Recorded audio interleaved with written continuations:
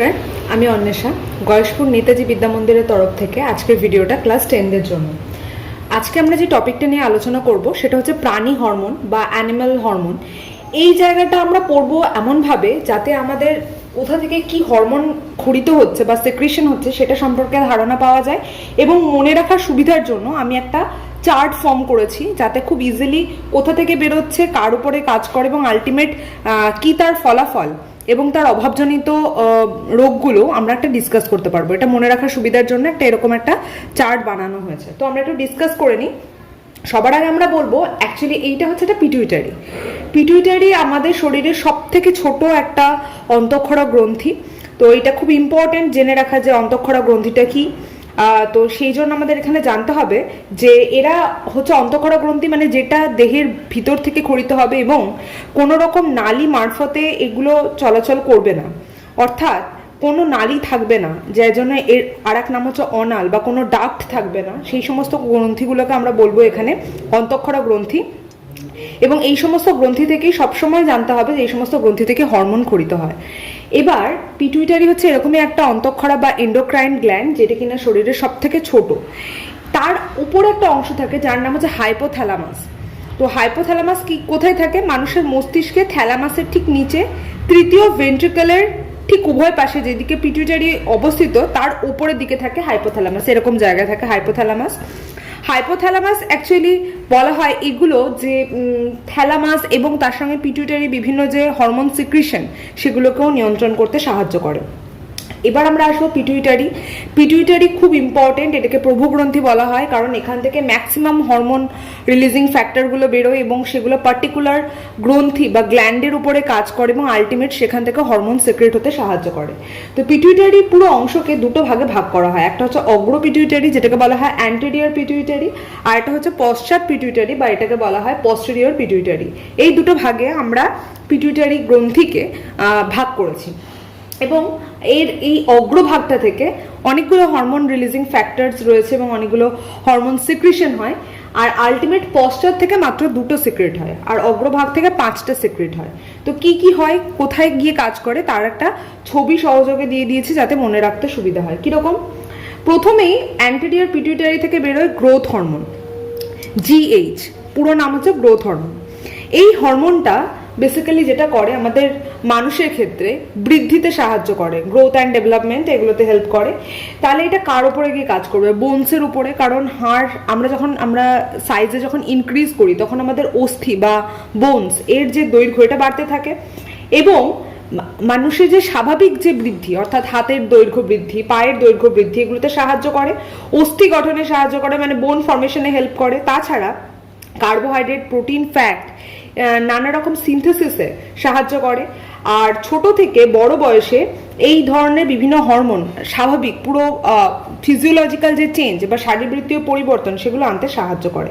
যদি এই growth hormone কারোর কম খরিত হয়, যেটা নর্মালি যতটা সিক্রেশন হওয়া উচিত তার থেকে যদি কম সিক্রেশন হয়, তাহলে যে রোগটা হয় বাংলায় বলা হয় বামনত্ব, ইংলিশে বলা হয় ডোয়ার্ফিজম। ডোয়ার্ফিজম মানে হচ্ছে কি, আমরা যেমন সার্কাসের জোকারদের দেখতে পাই যারা সাইজে অনেক ছোট হয়, বামন হয়, তাদের এই গ্রোথ হরমোনে সিক্রেশন যদি কম হয় তাহলে এই রোগটা দেখা যায়। সেটার নাম হচ্ছে ইংলিশে বলা হয় ডোয়ার্ফিজম, বাংলায় বলা হয় বামনত্ব। যদি শৈশবে কারো এই গ্রোথ হরমোন নর্মালি যেরকম রেটে খরিত হয় বা যেরকম রেটে সিক্রেশন হয় তার থেকে যদি কারোর বেশি সিক্রেট হয়, এটা যদি ডোয়ার্ফিজম হয় তাহলে তার অপোজিটটার নাম হবে জাইগ্যান্টিজম। জাইগ্যান্টিজম, যেটাকে আমরা ইংলিশে জাইগ্যান্টিজম বলি, বাংলায় বলি হচ্ছে অতিকায়ত্ব। অতিকায়ত্ব রোগ হবে। নর্মালি যেরকম মানুষের হাইট হওয়া উচিত, দেখা যায় যে 6 ফিট নর্মালি মোটামুটি হাইট দেখতে পাওয়া যায় হিউম্যানের ক্ষেত্রে, দেখা যাবে এরা 7 পয়েন্ট সামথিং হলো, আইদার 8 ফিটস হয়ে গেল, তখন সেটাকে আমরা বলবো জাইগ্যান্টিজম, মানে অতিরিক্ত লম্বা। আর একটা রোগ হয় যদি এই দুটোই হয় ছোটবেলায়, মানে শৈশবকালে ইনফ্যান্ট কন্ডিশনে, যদি এই হরমোনের বেশি ক্ষরণ হয় বা কম ক্ষরণ হয় তখন এই রোগগুলো দেখা যাবে। কিন্তু বড় বয়সে মানে নর্মালি 18 বছর পেরিয়ে যাওয়ার পর যদি কারো গ্রোথ হরমোন অনেক বেশি মাত্রায় সিক্রেট হয় তাহলে যে রোগটা দেখা যায় তার নাম হচ্ছে অ্যাক্রোমেগালি। অ্যাক্রোমেগালি। সেক্ষেত্রে কি হয়, সেক্ষেত্রে যে প্রবলেমটা দেখা যায়, পুরো বডিটা অত্যন্ত বড় হয়ে যায় এবং কপাল উঁচু হয়, মুখটা অনেক বড় হয়ে যায় এবং স্বাভাবিক দৈর্ঘ্যে মানে অতিকায়ত্ত হয়ে যায়, প্রচণ্ড বেড়ে যায় এবং দেখা যায় যে মাথা এবং শরীরটা পুরোপুরি বেঁকে যায়, যেহেতু অনেক লম্বা হয়ে গেছে, মুখ টুকগুলো অনেক বড় হয়ে যায়। সেই জন্য এটার নাম হচ্ছে অ্যাক্রোমেগালি। তাহলে এটা আমরা জানলাম গ্রোথ হরমোনের কারণে হয়। তাহলে এখান থেকে আমরা কি জিনিস পেলাম? একটা গ্রোথ হরমোন যেটা আমাদের দৈর্ঘ্য বৃদ্ধিতে সাহায্য করে। যদি এটা বেশি ক্ষরণ হয় তাহলে যে রোগটার নাম, তার নাম জাইগান্টিজম। যদি কম ক্ষরণ হয় শৈশবে মানে ইনফ্যান্ট কন্ডিশনে, তাহলে যে রোগটা হয় তার নাম হচ্ছে ডোয়ার্ফিজম বা আমরা যেটাকে বলি বামনত্ব। আর যদি বড় অবস্থায় মানে অ্যাডাল্ট কন্ডিশনে জিএইচ বেশি ক্ষরণ হয় তাহলে যে রোগটা হবে তার নাম হচ্ছে অ্যাক্রোমেগালি। এই তিনটে রোগ শর্ট কোশ্চেনের জন্য অনেক সময় তুলে দেয়। এরপর আমরা যেটা নিয়ে ডিসকাস করবো সেটা হচ্ছে টিএসএইচ, থাইরয়েড স্টিমুলেটিং হরমোন, যেটা কিনা অগ্র পিটুইটারি থেকে খরিত হচ্ছে, মানে আলটিমেট সিক্রিশন হচ্ছে, কিন্তু গিয়ে কাজ করে থাইরয়েড গ্ল্যান্ডের উপর। থাইরয়েড গ্ল্যান্ডের উপর যায় এবং আমাদের প্রথমে জানতে হবে থাইরয়েড গ্রন্থিটা কোথায় অবস্থিত। এটা মানুষের গলার ষড়যন্ত্র, অর্থাৎ যেখানে আমাদের সাউন্ড বেরোয়, যেটাকে আমরা বলি ভয়েস বক্স, তার নিচে শ্বাসনালী বা ট্রাকিয়ার ঠিক দুপাশে শ্বাসনালীর দ্বিতীয় থেকে চতুর্থ তরুণাস্থি বলয়ের মধ্যে এই গ্ল্যান্ডটা অবস্থান করে, ঠিক গলার একদম নিচের দিকটাতে, যেখানে আমাদের আওয়াজ বেরোয় তার ঠিক তলাতেই দেখতে পাওয়া যায়। এবং এর অনেকগুলো কাজের মধ্যে ইম্পর্টেন্ট কাজ, এটা আমাদের দৈর্ঘ্য বৃদ্ধিতে সাহায্য করা, অবশ্যই এটাও আমাদের স্বাভাবিক বৃদ্ধিতে সাহায্য করে। ব্যাঙাচির লার্ভা দশা থেকে পরিণত দশা অর্থাৎ মেটামরফোসিস অফ ট্যাডপোল, এটার ক্ষেত্রে এটা দেখতে পাওয়া যায়। ছোট ব্যাঙাচি থেকে আমরা যখন অ্যাডাল্ট ব্যাঙ, তার তৈরির জন্য এই হরমোনটা দায়ী, এই হরমোনটা সাহায্য করে। এটা আয়োডিন বিপাকে অংশগ্রহণ করে। এবং এই যে T3, T4 আমি এখানে লিখেছি, একটা হচ্ছে ট্রাই আয়োডোথাইরক্সিন, টেট্রা আয়োডোথাইরোনিন, এই দুটো হরমোন বেরোয় থাইরয়েড গ্রন্থি থেকে এবং যেটা আলটিমেট গিয়ে কাজ করছে আমাদের দৈর্ঘ্য বৃদ্ধিতে সাহায্য করছে, আমাদের থাইরয়েড গ্রন্থিকে উদ্দীপিত করছে। এত কিছু আমরা পড়লাম। এছাড়াও আমাদের এটা বিএমআর রেটটাকে নিয়ন্ত্রণ করতে সাহায্য করে, বিএমআর রেটকে বাড়িয়ে দেয়। এইসব কাজগুলো T3, T4 করে। এবার আমরা জানবো এর কম ক্ষরণ বেশি ক্ষরণ হলে কি কি প্রবলেম হবে, একটু জেনে নিই। দেখা যাচ্ছে যদি টিএসএইচ কম মাত্রায় ক্ষরিত হয়, অর্থাৎ যদি এই থাইরয়েড থেকে টিএসএইচ কম মাত্রায় ক্ষরিত হয়, মানে কম বেরোয়, তাহলে শিশুদের ক্ষেত্রে মনে রাখতে হবে কম ক্ষরণকেও আমরা দুটো ভাগে ভাগ করব। যেমন কিভাবে? শিশুদের ক্ষেত্রে যে রোগটা দেখতে পাওয়া যাবে তার নাম হচ্ছে ক্রেটিনিজম। শিশুদের ক্ষেত্রে যে রোগটা হবে তার নাম হবে ক্রেটিনিজম। আর বড়দের ক্ষেত্রে যদি এই থাইরক্সিন কম ক্ষরণ হয়, টিএসএইচ কম ক্ষরণ হয় আলটিমেট, তাহলে যে রোগটা হবে তার নাম হবে মিক্সিডিমা। মিক্সিডিমা, এই রোগ দুটো দেখতে পাওয়া যায়। ছোটদের ক্ষেত্রে ক্রেটিনিজম, বড়দের ক্ষেত্রে মিক্সিডিমা রোগ দেখতে পাওয়া যায়। এবং যদি টিএসএইচ অর্থাৎ এই যে পুরো থাইরয়েড স্টিমুলেটিং হরমোন যদি বেশি মাত্রায় ক্ষরিত হয়, তাহলে কি হবে? থাইরয়েড গ্রন্থির আয়তনটা বেড়ে যাবে। এই যে থাইরয়েড গ্রন্থিটা যদি এইটা কম ক্ষরণ হয় তাহলে এদের দুটো প্রবলেম হবে। আর যদি থাইরয়েড স্টিমুলেটিং হরমোন বেশি মাত্রায় ক্ষরিত হয় তাহলে এটা সবার প্রথমে গিয়ে থাইরয়েড গ্রন্থির উপর চাপ সৃষ্টি করবে। তার ফলে থাইরয়েড যে গ্ল্যান্ডটা সেটা সাইজে ইনক্রিজ করে যাবে, আয়তনে বড় হয়ে যাবে এবং থাইরক্সিন হরমোন এর ক্ষরণ রেটটাও বেড়ে যাবে অবশ্যই। তখন অতিরিক্ত মাত্রায় থাইরয়েড হয়ে গেলে যে রোগটা হবে তার নাম হচ্ছে গয়টার বা গ্রেপস রোগ, অর্থাৎ গলাটা ফুলে যাওয়া, বিস্ফোরিত চক্ষু, মানে চোখগুলো মনে হবে ঠিকরে বাইরে বেরিয়ে আসছে, এই ধরনের রোগ দেখতে পাওয়া যায়। এটাকে বলা হয় গয়টার, গলগণ্ড। আর আরেকটা রোগ হচ্ছে গ্রেপস রোগ, এইটা দেখতে পাওয়া যায় যদি থাইরয়েড স্টিমুলেটিং হরমোন বেশি ক্ষরণ হয়। এবার আমরা যেটা নিয়ে ডিসকাস করব সেটা হচ্ছে জিএনআরএইচ, অনেক বই এটাকে জিটিএইচও বলা হয়, গোনাডোট্রপিক হরমোন, আর আমি এটা লিখেছি গোনাডোট্রপিন রিলিজিং হরমোন। এই যে দেখতে পাচ্ছি এটা গোনাড কথার মানে হচ্ছে জনন গ্রন্থি। এইটা পার্টিকুলারলি পুরুষের ক্ষেত্রে টেস্টিস, যেটাকে আমরা বাংলায় বলি শুক্রাশয়, এবং স্ত্রীদের ক্ষেত্রে ওভারি, যেটাকে আমরা বলি ডিম্বাশয়, পার্টিকুলার এর উপরে গিয়ে কাজ করে। এবং ছেলেদের ক্ষেত্রে এর উপরে কাজ করে তা থেকে শুক্রাণু ক্ষরণ করতে সাহায্য করে, মেয়েদের ক্ষেত্রে ডিম্বাণু ক্ষরণ করতে সাহায্য করে মেনলি। এবার এই যে জিএনআরএইচ অর্থাৎ গোনাড, তারা পার্টিকুলারলি জনন গ্রন্থির উপর কাজ করছে এবং প্রথমে যেটা করে তার যে স্বাভাবিক গ্রোথ বা বৃদ্ধি তাতে সাহায্য করে। এবং জনন গ্রন্থিকে উদ্দীপিত করে তা থেকে বিভিন্ন হরমোন ক্ষরণে সাহায্য করে। এই যে রিলিজিং ফ্যাক্টর, এটা পার্টিকুলার টেস্টিস এবং ওভারির উপর কাজ করে দুটো মেন হরমোন ক্ষরণে সাহায্য করে, একটা হচ্ছে FSH, একটা হচ্ছে LH। এই FSH এবং LH এর প্রভাবে যথাক্রমে টেস্টিস থেকে টেস্টোস্টেরন এবং ওভারি থেকে মেয়েদের জন্য দুটো হরমোন খরিত হয়। একটার নাম হচ্ছে ইস্ট্রোজেন,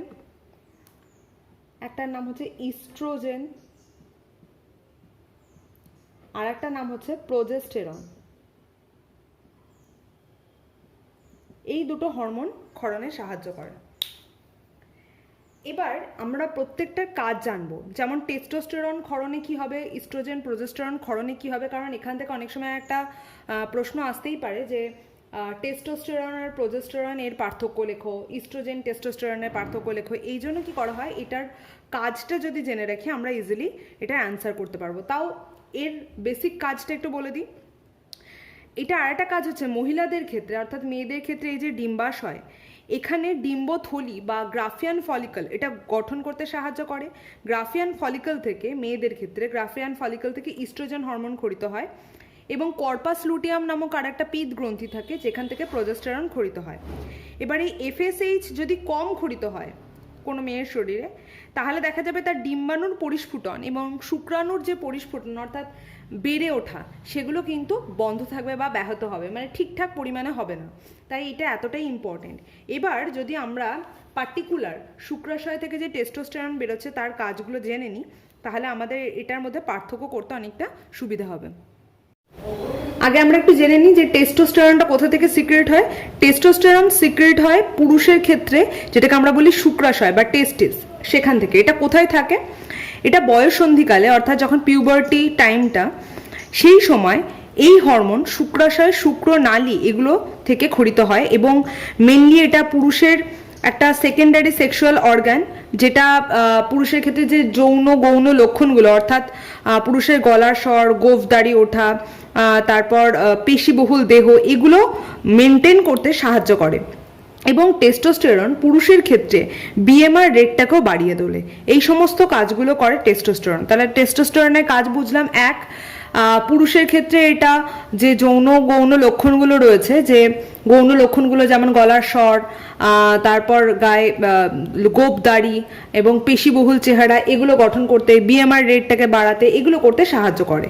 এবার আমরা জানবো ডিম্বাশয় থেকে দুটো হরমোন বেরোয়, একটা বলেছি ইস্ট্রোজেন, একটা বলেছি প্রোজেস্টেরন। দুটোর কাজ আস্তে আস্তে একটু করে জানবো। প্রথমেই আমরা যেটা জানবো যে ইস্ট্রোজেনের জন্য কি হয়, আর তারপর আমরা জানবো প্রোজেস্টেরনের জন্য কি হয়। ইস্ট্রোজেন যেটা করে সেটা হচ্ছে মহিলাদের ক্ষেত্রে জনন অঙ্গের স্বাভাবিক গঠন তৈরি করতে সাহায্য করে, অর্থাৎ যে জনন অঙ্গগুলো রয়েছে ব্রেস্ট ফর্মেশনে সাহায্য করে, এবং তার সাথে সাথে প্রত্যেকটা যে স্ত্রীদের ক্ষেত্রে ডিম্বাশয় সেটা তৈরি করতে সাহায্য করে, সেটা ঠিকঠাক গঠন হতে সাহায্য করে, এবং ঋতুচক্র অর্থাৎ মেনস্ট্রুয়াল সাইকেল এটা মেনটেন করতে সাহায্য করে। আর তার সাথে সাথে বিভিন্ন স্নেহদ্রব্য গঠনে, অর্থাৎ মেয়েদের শরীরে যে নর্মালি স্কিন নরম হবে, সফট হবে, গ্লোই হবে, এগুলো করতে মেনটেন করতে সাহায্য করে। ত্বকের উপর প্রভাব বিস্তার করে, মানে ত্বককে কোমল রাখতে, মসৃণ রাখতে সাহায্য করে। এই জন্য বয়স বাড়ার সাথে সাথে যখন ইস্ট্রোজেন ক্ষরণ বন্ধ হয়ে যায়, তখন স্কিন কুঁচকে যায়, ডার্ক সার্কেলস দেখতে পাওয়া যায়, চামড়া কুঁচকে যায়, এই সমস্ত লক্ষণগুলো দেখতে পাওয়া যায়। আর একটা কি হরমোন খরিত হয়? প্রোজেস্টেরন। সেটা কি কাজ করে? প্রোজেস্টেরন স্ত্রী দেহে অমরা বা প্লাসেন্টা গঠনে সাহায্য করে, ভ্রূণের বৃদ্ধি পুষ্টি দিতে সাহায্য করে। যখন ঋতুচক্র মানে গর্ভাবস্থা থাকে সেই সময় পিরিয়ডকে বন্ধ রাখতে, অর্থাৎ ঋতুচক্র বন্ধ রাখতে সাহায্য করে, স্তন গ্রন্থির বৃদ্ধিতে সাহায্য করে, এবং প্রসবের সময় বাচ্চাটার যখন প্রসবকাল হয় তখন জনন পথকে প্রশস্ত হতে সাহায্য করে, যাতে বাচ্চাটা ইজিলি বাইরে বেরিয়ে আসতে পারে। তো এই সমস্ত কাজগুলো করে প্রোজেস্টেরন। এরপর আমরা যেটাতে চলে যাব সেটা হচ্ছে অ্যাড্রিনোকর্টিকোট্রপিক হরমোন। এইটা সম্পর্কে এবার আমরা ডিসকাস করব। আমরা যে হরমোনটা নিয়ে কথা বলবো সেটা হচ্ছে অ্যাড্রিনোকর্টিকোট্রপিক হরমোন, যেটা কিনা অগ্র পিটুইটারি থেকে বেরোয় কিন্তু পার্টিকুলার গিয়ে কাজ করে অ্যাড্রিনাল গ্রন্থির উপর। এই অ্যাড্রিনাল গ্রন্থিটা কোথায় অবস্থিত আগে জেনে নিই। আমাদের যে কিডনি বা যেটা আমরা বলি বৃক্ক, তার ঠিক উপরে অবস্থিত। এই জন্য এর আরেক নাম হচ্ছে সুপ্রা রেনাল গ্ল্যান্ড। সুপ্রা মানে হচ্ছে ওপরে, যেহেতু কিডনির আরেকটা নাম হচ্ছে রেনাল গ্ল্যান্ড, যেহেতু কিডনির উপরে অবস্থিত, তাই এর আরেক নাম হচ্ছে সুপ্রা রেনাল গ্ল্যান্ড।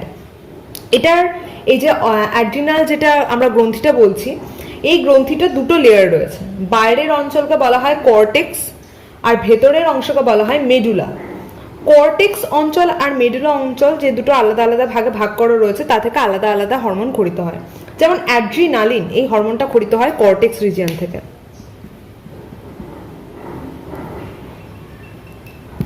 আর মেডেলা, মেডেলা কথার মানে হচ্ছে ভিতরের অংশটা, মধ্যবর্তী অংশ। এখান থেকে দুটো হরমোন ক্ষরিত হয়, একটা হচ্ছে এপিনেফ্রিন আর একটা হচ্ছে নর এপিনেফ্রিন। প্রত্যেকের আলাদা আলাদা কাজ আছে। তো অ্যাড্রিনাল গ্রন্থির কর্টেক্স অঞ্চলের স্বাভাবিক বৃদ্ধি নিয়ন্ত্রণ করা হচ্ছে এসিটিএইচ এর প্রধান কাজ। এছাড়া অ্যাড্রিনাল অঞ্চলের যে কর্টেক্স অঞ্চলের অর্থাৎ এই রিজিয়নটা, বাইরের দিকের অংশটা পরিধি বলা হয়, এই কর্টেক্স অঞ্চলকে উদ্দীপিত করে সেখান থেকে হরমোন ক্ষরণে সাহায্য করে, অ্যাড্রিনালিন হরমোন ক্ষরিত হয়। এবং গ্লুকোকর্টিকয়েড হরমোন নিঃসরণ ঘটিয়ে শর্করা বিপাকে অর্থাৎ কার্বোহাইড্রেটের সিনথেসিস যাতে এখানে ইজিলি হয় সেইটাও মেনটেন করা হচ্ছে এর কাজ। এবার যদি কারোর এসিটিএইচ বেশি ক্ষরিত হয়, অর্থাৎ যেটা প্রয়োজনীয় মাত্রা দরকার তার থেকে যদি বেশি ক্ষরিত হয়, তাহলে যে রোগটা হয় সেটাকে বলা হয় কুশিং বর্ণিত রোগ, কুশিং ডিজিজ, কুশিং বর্ণিত রোগ বলা হয়। এই রোগের ক্ষেত্রে কি হয়, শরীরে চর্বি এবং জলের পরিমাণ প্রচন্ড বেড়ে যায়, খুব মোটা হয়ে যাওয়ার যে টেন্ডেন্সি, সেটার জন্য দায়ী হচ্ছে এই কুশিং সিনড্রোম। কুশিং ডিজিজ কেন হয়, যদি এসিটিএইচ এর পরিমাণ কারো যদি বাড়তে থাকে, বেড়ে যায়, তাহলে এই ধরনের রোগ দেখতে পাওয়া যায়। এছাড়াও এসিটিএইচ অর্থাৎ অ্যাড্রিনালিন হরমোনের অনেকগুলো কাজ রয়েছে, সেই কাজগুলো আমরা একটু একটু করে দেখে নেব। যেমন আমি যেটা বললাম, রক্ত সংবহন তন্ত্রের উপর এর কিছু প্রভাব রয়েছে। অ্যাড্রিনালিন কি করে, অর্থাৎ যে হরমোনটা কর্টেক্স থেকে বেরোচ্ছে সেটা হৃদস্পন্দনটা, হৃদ যে উৎপাদ যেটা মানে হার্টবিট যেটা, সেটাকে বাড়িয়ে তোলে। রক্তবাহকে সংকুচিত করতে অর্থাৎ কন্ট্রাক্ট করে, কোনটাকে রক্তবাহ মানে যেগুলো শিরা, ভেইন, আর্টারি, সেগুলোকে কন্ট্রাক্ট করে ফেলে। তার ফলে কি হয়, বিপি বেড়ে যায়, ব্লাড প্রেশার অনেক বেশি বেড়ে যায় এই হরমোনটার কারণে। এবং কি হয়, রক্তে রক্তকণিকা, হিমোগ্লোবিন এর পরিমাণ বেড়ে যায়, মানে ব্লাড সেল, হিমোগ্লোবিন যেগুলো রয়েছে তার পরিমাণ বাড়তে থাকে। শ্বাসক্রিয়ার উপর কিভাবে প্রভাব বিস্তার করে, যদি অ্যাড্রিনালিন ফুসফুসের ব্রঙ্কিওল যে পোর্শনটা আছে সেটাকে রিল্যাক্স করে দেয় এবং গহ্বরটাকে, ওর ভিতরে যে ক্যাভিটিটা থাকে সেটাকে প্রসারিত করে দেয়। এর ফলে শ্বসনের হার এবং গভীরতা বেড়ে যায়, তার ফলে কি হয়, শ্বাসকষ্ট কম হয়। বিপাকের উপর কি করে, এটা বিএমআর রেটকে বাড়ায়। আরও একটি হরমোন বিএমআর রেটকে বাড়িয়েছিল যেটা ছিল থাইরক্সিন, এটাও কিন্তু বাড়ায়। গ্লাইকোজেনকে গ্লুকোজে পরিণত করতে সাহায্য করে। রক্তে শর্করার পরিমাণ অর্থাৎ ব্লাডে যে সুগারের কোয়ান্টিটি সেটাকে বাড়াতে সাহায্য করে। ঘাম নিঃসরণ করে, গায়ের লোম খাড়া করে দেয়। অশ্রুগ্রন্থি থেকে অশ্রু ক্ষরিত হয় অর্থাৎ টিয়ার্স, এটার জন্য দায়ী এই হরমোন। এই জন্য অ্যাড্রিনালিনকে আপদকালীন বা জরুরিকালীন হরমোন বলা হয়। এইটা পরীক্ষায় প্রশ্ন খুবই দেয়। তো তখন আমাদের লিখতে হবে যে উত্তেজনা, ভয় বা যখন অ্যাংরিনেস এগুলো যখন থাকে, তখন অ্যাড্রিনালিন এই হরমোনটা অনেক বেশি পরিমাণে ক্ষরণ হয়। তার ফলে কি হয়, হৃদস্পন্দন হয়, রক্তচাপ বেড়ে যায়, শ্বাসক্রিয়ার গতি বেড়ে যায় এবং উত্তেজনাটাকে প্রশমিত করার ফলে এই সংকটকালীন অবস্থায় মোকাবিলা করার জন্য এটা উপযোগী হয়ে ওঠে। সেই জন্য অ্যাড্রিনালিনকে বলা হয় জরুরিকালীন হরমোন। আমরা জানি যখন আমরা ভয় পাই, খুব টেনশন হয়, গায়ে লোম খাড়া হয়ে যায়, আমাদের হার্ট রেট তখন বেড়ে যায়, তখন এই অ্যাড্রিনালিন হরমোন ক্ষরিত হয় এবং এই পুরো ব্যাপারটাকে কন্ট্রোল করতে সাহায্য করে। এরপর আমাদের জানতে হবে এই এপিনেফ্রিন আর নর এপিনেফ্রিন এদের কীরকম ধরনের কাজ দেখতে পাওয়া যায়। যেটাকে আমরা বলছি নর এপিনেফ্রিন, সেটা রক্তবাহের সংকোচন ঘটায়, হৃদস্পন্দন বাড়ায়, রক্তচাপ বৃদ্ধি করে এবং শরীরের প্রয়োজনীয় অপ্রয়োজনীয় যে অংশগুলো যেগুলোতে দরকার নেই সেগুলোতে রক্ত সরবরাহ যেটা সেটাকে কমিয়ে দেয়। ত্বকের উপর কি করে, ত্বকের উপর হচ্ছে ঘাম নিঃসরণ বাড়ায়, গায়ে লোম খাড়া করে দেয়। আর চোখের উপর এর একটা প্রভাব রয়েছে, যেমন তারারন্ধ্রকে প্রসারিত হতে সাহায্য করে। আমরা যখন খুব সারপ্রাইজড হয়ে যাই, চোখগুলো বড় বড় হয়ে যায়, তো সেটাকে কন্ট্রোল করতেও সাহায্য করে। অশ্রুগ্রন্থির ক্ষরণ বাড়ায়, যখন আমাদের খুব টেনশন হয়, ভয় হয়, আবেগে আমাদের চোখে জল চলে আসে, তো সেইগুলোকেও নিয়ন্ত্রণ করতে সাহায্য করে নর অ্যাড্রিনালিন বা নর এপিনেফ্রিন। এরপর আমরা যেটা নিয়ে ডিসকাস করব সেটা হচ্ছে প্রোল্যাকটিন। প্রোল্যাকটিন কি করে, এটা দুগ্ধ ক্ষরণে সাহায্য করে, অর্থাৎ secretion of colostrum, production of colostrum এগুলো করতে সাহায্য করে। নট সিক্রিশন, এটা অ্যাকচুয়ালি দুধ তৈরি করতে সাহায্য করে। মানে যখন এটা একজন ওম্যান যখন যে সময় ও প্রেগনেন্ট কন্ডিশনে থাকে তখন এই হরমোনটা ক্ষরণ বেড়ে যায়। এরপর আমরা যেটা নিয়ে ডিসকাস করব সেটা হচ্ছে এই সবগুলো গেল অগ্র পিটুইটারি, মানে অ্যান্টেরিয়র পিটুইটারি থেকে এই হরমোনগুলোই বেরোয়, তাই আমরা এগুলোকে মুছে দিচ্ছি। এরপর আমরা জানবো পশ্চাৎ পিটুইটারি থেকে, অর্থাৎ যেটা পস্টেরিয়র পিটুইটারি থেকে, সেখান থেকে কি কি হরমোন বেরোয়। মাত্র দুটো হরমোন বেরোয়, একটা হচ্ছে এডিএইচ আর একটা হচ্ছে অক্সিটোসিন। এডিএইচ এরই আর একটা নাম ভেসোপ্রেসিন, তাই যেন না গুলিয়ে যায়, এটা অনেকেই দেখেছি লেখে এডিএইচ এবং ভেসোপ্রেসিন দুটো একই হরমোনের নাম, তো এটা লিখলে ভুল। দুটো হরমোন মানে দুটো আলাদা, এবং মনে রাখতে হবে এই দুটো হরমোন সরাসরি নিউরন বা স্নায়ুর সঙ্গে জড়িত, তাই দুটো যদি নিউরো হরমোন এর নাম জানতে চায় তাহলে বলতে হবে নিউরো হরমোন হচ্ছে দুটো, এডিএইচ আর হচ্ছে অক্সিটোসিন। এডিএইচ কি হয়, এখান থেকে ক্ষরিত হয়, কিন্তু আলটিমেট সেটা পুরোপুরি এখান থেকে তৈরি হলেও সিক্রেট হয়, যেটাকে আমরা বলি ডিসিটি, অর্থাৎ নেফ্রন পড়েছি তার দূরবর্তী সংবর্ত নালিকা, সেখান থেকে ক্ষরিত হয় এডিএইচ। এবং এডিএইচ কি করে, মূত্রে যে অতিরিক্ত জল থাকে অর্থাৎ ইউরিনে যে অতিরিক্ত ওয়াটারটা থাকে সেটাকে অ্যাবজর্ব করে নিতে সাহায্য করে। তাহলে যদি কারো এডিএইচ কম ক্ষরিত হয় তাহলে তার মূত্র অনেক বেশি পরিমাণে উৎপন্ন হবে, অনেক বেশি ইউরিনেশন হবে, তাহলে তাকে বারবার বাথরুমে যেতে হবে। এই জন্য এই রোগটাকে বলা হয় বাংলায় বহুমূত্র, ইংলিশে বলা হয়, যেটা হবে সেটা হচ্ছে ডায়াবেটিস ইনসিপিডাস। এবং আরেকটা হচ্ছে অক্সিটোসিন, লাস্ট একটা, সেই অক্সিটোসিন হরমোনটা ক্ষরিত হয়। এটা দুটো কাজ আছে, এক দুগ্ধ ক্ষরণ করতে সাহায্য করে, অর্থাৎ যে ব্রেস্ট মিল্ক তৈরি হচ্ছিল প্রোল্যাক্টিনের কারণে সেটা আলটিমেট সিক্রিশন হবে অক্সিটোসিনের কারণে। এবং এছাড়াও যখন বাচ্চাটা বেরোবে অর্থাৎ প্রসবকালে জরায়ুর যে পথটা সেটাকে প্রশস্ত করতেও সাহায্য করে অক্সিটোসিন। তাহলে এই দুটো হরমোন হচ্ছে এই কারণে বিখ্যাত, বা এটা এই কারণে এটা সম্পর্কে জানতে হবে। আরেকটা আমাদের জানতে হবে সেটা হচ্ছে মিক্সড গ্ল্যান্ড। আমরা পড়বো প্যানক্রিয়াস, বা যেটাকে আমরা বলবো অগ্নাশয়, সেটাকে কেন মিক্সড গ্ল্যান্ড বলা হয়। এটা একটা ইম্পর্টেন্ট প্রশ্ন, 2 মার্কসের এটা অনেক সময় দেয়। তো তখন আমরা লিখবো যে প্যানক্রিয়াস বা অগ্নাশয়কে মিক্সড গ্ল্যান্ড বলা হয়, তার কারণগুলো হচ্ছে 1 নম্বর, এর মধ্যে অন্তঃক্ষরা বহিঃক্ষরা মানে এন্ডোক্রাইন অ্যান্ড এক্সোক্রাইন দু ধরনের সেলই দেখতে পাওয়া যায়। এক্সোক্রাইন মানে যার মধ্যে ডাক্ট থাকবে, উইথ ডাক্ট, সেটাকে বলবো আমরা এক্সোক্রাইন। ডাক্ট মানে নালী, তাহলে যে সমস্ত কোষগুলো বা যে সমস্ত গ্ল্যান্ডগুলো থাকবে যা থেকে নালীর সঙ্গে যুক্ত থাকবে এবং ক্ষরণ অর্থাৎ সিক্রিশন নালী মারফতে প্রবাহিত হবে তাদেরকে বলবো এক্সোক্রাইন। আর যাদের ডাক্ট থাকবে না মানে ডাক্টলেস বা নালীবিহীন অনাল গ্রন্থি তাদেরকে বলবো আমরা এন্ডোক্রাইন গ্ল্যান্ড। যেহেতু প্যানক্রিয়াস বা অগ্নাশয় দুটোই প্রেজেন্ট, এটা এর মধ্যে এক্সোক্রাইন গ্ল্যান্ডও থাকে আবার এন্ডোক্রাইন গ্ল্যান্ডও থাকে, তাই জন্য এদেরকে বলা হয় মিক্সড গ্ল্যান্ড। এবার আমাদের জানতে হবে এইগুলোর মেনলি কি কাজ। যেটা এক্সোক্রাইন গ্ল্যান্ড সেখান থেকে উৎসেচক বা এনজাইম ক্ষরিত হয়। তাহলে প্যানক্রিয়াস থেকে নিঃসৃত হরমোনসগুলো কি কি, trypsin, pepsin, amylase, sucrase, lipase, এই ধরনের হরমোনগুলো ক্ষরিত, এই ধরনের উৎসেচকগুলো ক্ষরিত হয়। সবসময় মনে রাখবে উৎসেচক ক্ষরণ হবে এক্সোক্রাইন গ্ল্যান্ড থেকে, অর্থাৎ যেগুলোর মধ্যে কোনো রকম ডাক্ট থাকবে, আর যেখানে কোনো রকম ডাক্ট থাকবে না সেগুলোকে বলা হবে এন্ডোক্রাইন গ্ল্যান্ড। তাহলে এর এন্ডোক্রাইন গ্ল্যান্ডগুলো থেকে অলওয়েজ হরমোন ক্ষরিত হবে। তাহলে কি কি হরমোন এখানে থাকে, হরমোনটা ক্ষরিত হওয়ার জন্য মেনলি একটা কোষ থাকে যার নাম হচ্ছে আইলেটস অফ ল্যাঙ্গারেন্স। তার 3টে কোষ আছে, মানে আইলেটস অফ ল্যাঙ্গারেন্সে 3টে কোষ দেখতে পাওয়া যায়, কি আলফা কোষ, বিটা কোষ, ডেল্টা কোষ। আলফা কোষ থেকে ক্ষরিত হয় গ্লুকাগন, তার একটা ইম্পর্টেন্ট কাজ আছে। এই সবগুলো কিন্তু হরমোন। গ্লুকাগন ক্ষরিত হয় যেটা কিনা কি করে, ব্লাডে যে গ্লুকোজ লেভেল সেটাকে বাড়িয়ে দেয়। ইনসুলিন সেটা হচ্ছে বিটা কোষ থেকে ক্ষরিত হয়। এটা খুব শর্ট কোশ্চেনে দেয় যে কোন কোষ থেকে ইনসুলিন ক্ষরিত হয়, তখন বলতে হবে প্যানক্রিয়াস বা অগ্নাশয়ের আইলেটস অফ ল্যাঙ্গারহ্যান্সের বিটা কোষ থেকে ক্ষরিত হয় ইনসুলিন, যেটা কিনা রক্তে গ্লুকোজের যে মাত্রা সেটাকে কমিয়ে দেয়। অর্থাৎ এরা পরস্পরের বিপরীতে কাজ করে কিন্তু একই জায়গা থেকে বেরোয়, এই জন্য এদেরকে বলা হয় ডুয়াল কন্ট্রোল, দ্বৈত নিয়ন্ত্রণকারী বা ডুয়াল কন্ট্রোল এনজাইম। এই জন্য এদেরকে বলা হয় দ্বৈত নিয়ন্ত্রণকারী এনজাইম। এটা ভীষণ ইম্পর্টেন্ট, এটা একটু মাথায় রাখবে। আর লাস্ট হচ্ছে ডেল্টা থেকে বেরোয় সোমাটোস্ট্যাটিন। তাহলে এই গেল একটা মিক্সড গ্ল্যান্ড, আমাদের জানতে হবে মিক্সড গ্ল্যান্ড কেন বলে, কাকে বলে, এবং গ্রন্থিটির থেকে এটাই মাথায় রাখতে হবে এখান থেকে হরমোনও বেরোয়, এখান থেকে উৎসেচকও বেরোয়, এই জন্য এটাকে বলা হয় মিক্সড গ্ল্যান্ড।